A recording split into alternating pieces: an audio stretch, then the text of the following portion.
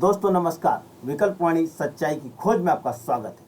आज का वीडियो उन लोगों के लिए बेहद खास होने वाला है जो पर्यावरण और नदियों से प्रेम करते हैं, जो चाहते हैं कि हमारी नदियों का जल शुद्ध और निर्मल निरंतर बना रहे। ऐसे हिंदुस्तान नदियों का देश है।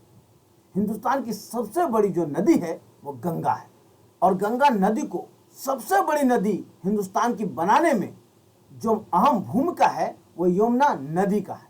यमुना नदी यमुनोत्री से निकलकर उत्तराखंड, हिमाचल, हरियाणा, दिल्ली से होकर उत्तर प्रदेश के प्रयागराज में जाकर गंगा से मिल जाती है। लेकिन वर्तमान में यमुना नदी की हालत बेहद चिंताजनक है। यमुना नदी की सफाई चुनावी मुद्दा भी बनता रहा है।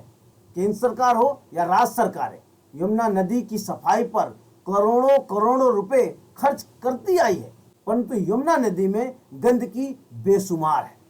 नदियों की सफाई के लिए देश भर में बड़े बड़े आंदोलन भी होते आए हैं। हाल ही में यमुना प्रदूषण मुक्ति जन अभियान के नाम से एक अभियान चलाया गया। इस अभियान के आयोजक उत्तराखंड से मुनीश रावत जी और मथुरा से सौरभ चतुर्वेदी जी आज हमारे साथ हैं। आज हमसे जानेंगे इस अभियान के बारे में और समझेंगे यमुना की गंदी होने का मुख्य कारण क्या है। विकल्पवाणी सच्चाई की खोज। सबसे पहले तो आप दोनों का स्वागत है हमारे चैनल पे विकल्पवाणी में। मेरा एक सवाल ये है कि जो ये नदियों के गंदा होने से आम लोगों के जीवन पे क्या प्रभाव पड़ेगा? नदियों के गंदा होने से आम लोगों के जनजीवन पर बहुत ज्यादा प्रभाव पड़ता है। आप यूं समझिए, मैं एक छोटी सी बात बताता हूं। आज सुबह ही कुछ ऐसा हुआ कि कुछ बच्चों को स्विमिंग पूल ले जाने की बात हो रही थी। लोग सोच रहे थे कि कहाँ जाएंगे, अब गर्मियां बहुत ज्यादा हो गई हैं, नहाना है। और जितने भी स्विमिंग पूल के बारे में वो बातें कर रहे थे, उनकी फीस सुन सुनकर वो लोग जो है एकदम बेहोश हो जा रहे थे। ये हालत थी। मुझे याद है कि जब मैं छोटा था और मैं बिल्कुल घाट पर रहता था, हम लोग यमुना में ही नहाते थे। ये तो छोटी छोटी बातें हैं। पीने का साफ पानी हमें सीधा भी नदी से मिलता था, लेकिन नदी जो है वो अंडरग्राउंड वाटर को भी रिचार्ज करती है। आज अंडरग्राउंड वाटर की हालत ये है, आप यमुना किनारे हमारे मथुरा में आ जाइए, आपको बेहद खारा पानी मिलेगा और बहुत वाटर लेवल भी उसका डाउन चला गया है।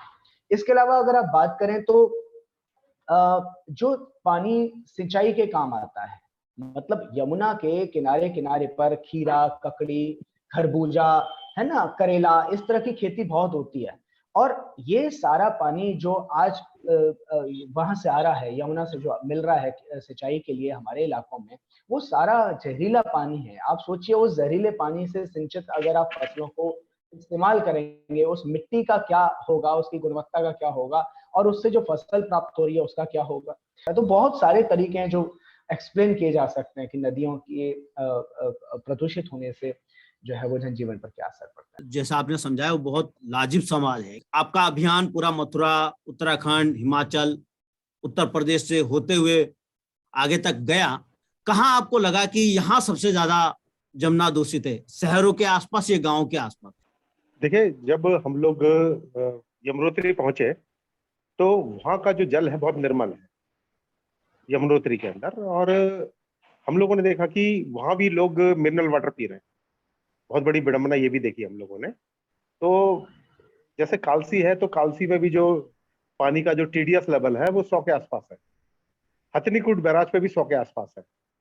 जब हम लोग दिल्ली के वजीराबाद बैराज पे पहुंचते हैं तो वहां जो टीडीएस लेवल है वो 500 क्रॉस कर जाता है। और यमुना में जो भी पानी डाला जा रहा है, जो भी पानी बह रहा है, वो या तो उद्योगों का निकला हुआ कचरा है, सीवर का कचरा है, या लोगों के घरों के जो नाले हैं, नल हैं, वो इसके अंदर गिर रहे हैं। तो यमुना जो खराब होती है वो हथनीकुंड बैराज के बाद से खराब होनी शुरू हुई। आपने जो कहा, इसका मतलब कि जो खासकर औद्योगिक क्षेत्र हैं वहां ज्यादा प्रदूषण होने का ज्यादा चांस बनते हैं। इन बीते कई सालों में सभी सरकारों ने, सिर्फ एक सरकार की बात नहीं, सभी सरकारों ने नदियों की सफाई को लेकर, यमुना की सफाई को लेकर करोड़ों रुपए खर्च किए, फिर भी नदियां गंदी हैं। इसका मुख्य कारण क्या है? ना, बेशक जैसे मनीष भाई ने अभी बताया कि इंडस्ट्रियल वेस्ट जो है वो एक बड़ा कारण है, तो और सीवेज भी है। हालांकि मैं तो जो रिपोर्ट्स हमने पढ़ी वो तो यही कहते हैं कि जो इंडस्ट्रियल वेस्ट है उसका परसेंटेज कम है और सीवेज जो है शहरी जो नाले जाते हैं उनका परसेंटेज ज्यादा है। लेकिन प्रत्यक्ष में कुछ चीजें दिखाई देती हैं तो वो अलग कहानी कहती हैं। जैसे लॉकडाउन जब लगा था और उसके उस समय पे जैसे इंडस्ट्रीज जो बंद हुई थी, तो 3-4 दिन बाद में ही लोगों ने देखा, हमारे मथुरा में तो हम देख रहे थे कि यमुना जो है काफी हद तक जो है उसमें पॉल्यूटेंट्स कम थे, सफाई थी। तो लेकिन जो एक मूल जो बात हमारी समझ में आती है वो ये है कि जो हमारे यहाँ कचरे को डिस्पोज करने का, उसको रिसाइकिल करने का कोई खास मैनेजमेंट नहीं है, और उसके नाम पर पैसे बहुत आते हैं, पैसे घोटालों के भेंट भी चढ़ जाते हैं। आप देखें कई सारी ऐसी अलग अलग रिहायशी कॉलोनियां हैं, इस देश में भी हैं और आपके एनसीआर में भी हैं। दिल्ली एनसीआर में भी मैंने कुछ ऐसी कॉलोनियां देखी हैं जहां पर उनका दावा ये है कि 0% वाटर डिस्चार्ज करते हैं वो अपने कैंपस के बाहर। पानी उनके घरों से जो निकलता है वो उस सारे के सारे पानी को वहीं के वहीं रिसाइकिल करते हैं।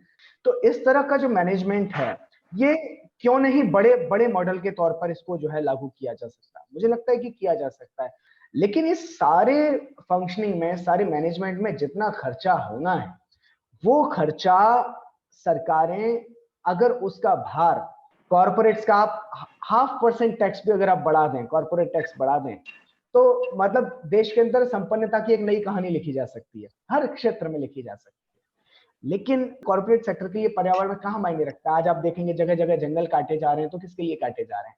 जंगल हमारे आपके लिए नहीं काटे जा रहे हैं, मूलतः वो बड़े बड़े मुनाफेखोर जो बड़ी बड़ी फैक्ट्रियां ले लेके बैठे हुए हैं उनके मुनाफे के लिए काटे जा रहे हैं। और यही हाल नदियों का है, नदियों के साथ भी जो छेड़छाड़ हुई है, नदियों में भी जो वेस्ट वाटर डाला जा रहा है उसका मैनेजमेंट नहीं है कोई, वो इसी वजह से कि उसकी कॉस्ट घटा के, प्रोडक्शन कॉस्ट घटाई जाए, बड़े बड़े जो जो उद्योगपति हैं उनके यहाँ से निकलने वाले जो उत्पाद हैं उनकी प्रोडक्शन कॉस्ट कम हो ताकि वो मार्केट में एग्जिस्ट कर सकें, एक जो है कंपटीशन दे सकें अपने दूसरे जो कंपटीटर्स हैं। इसके लिए ये सारा खेल हो रहा है और सरकारें और कॉर्पोरेट की मिली भगत हमें तो साफ साफ समझ में आती है। हमारे दर्शक सोच सकते हैं कि नदियों की सफाई का क्या मुद्दा है, लेकिन ये मुद्दा हमारे आने वाली पीढ़ी से जुड़ा हुआ है, क्योंकि हम कहते हैं और ये मानते हैं कि जल है तो कल है, यानी कल को बचाने के लिए यह संघर्ष या आंदोलन जरूरी है।